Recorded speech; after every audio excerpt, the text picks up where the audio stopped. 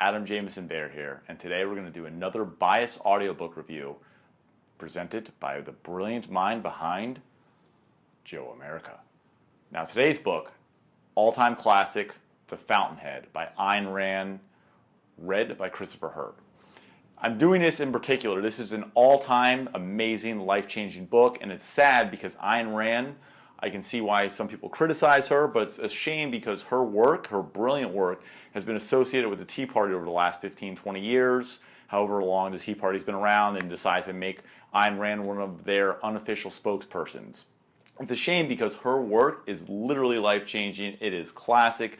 It is timeless. I just cannot say enough good things about it. For the record, I am not a Tea Partier. I don't care for those people that are crazy. Don't get me started on that. Regardless, though, she has two classic books. I'll do a separate review for Atlas Shrugged, but The Fountainhead, it's my personal favorite. It's so much about what humankind can achieve. I don't want to give too much of the plot away, but it's about an architect, a young architect named Howard Roark.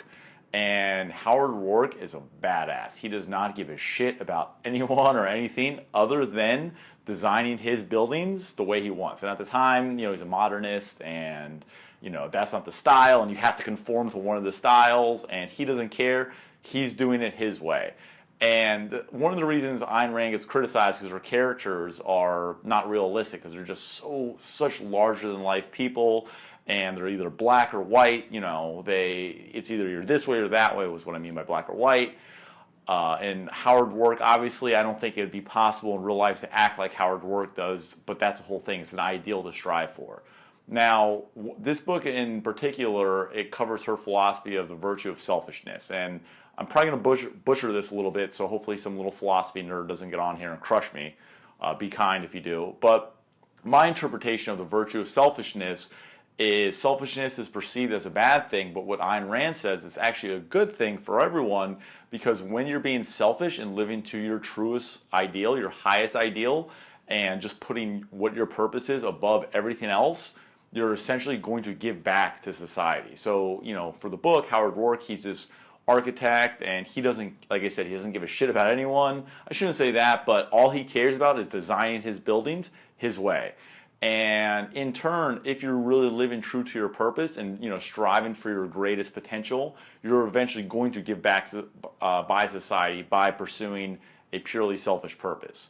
I'm sure there's a better way to explain the virtue of selfishness, but it's been years since I've read the book or listened to the book, so that's my interpretation of it. That being said, Christopher Hurt does the narration on this particular one. There's a few narrators for Ayn Rand's works that are so famous. I would definitely recommend Christopher Hurt for both of them. He's great. Otherwise, though, this book, especially if you're a young person just trying to find your place in the world, that type of thing, this book, I cannot recommend it more. Even if you're an old person, it's entertaining, and it's just so much more than fiction. It's not just a novel. It's really a philosophy book. It just, really just teaches humans to strive to your potential. No matter what you do, be the best that you can be at it, even if you're a garbage man or the President of the United States. Talking to you, Donald Trump, jerk. But yeah, best of, just such a good book, life-changing. It's one of those books that you read and you'll just be forever grateful that you were able to experience it. Cannot recommend it more.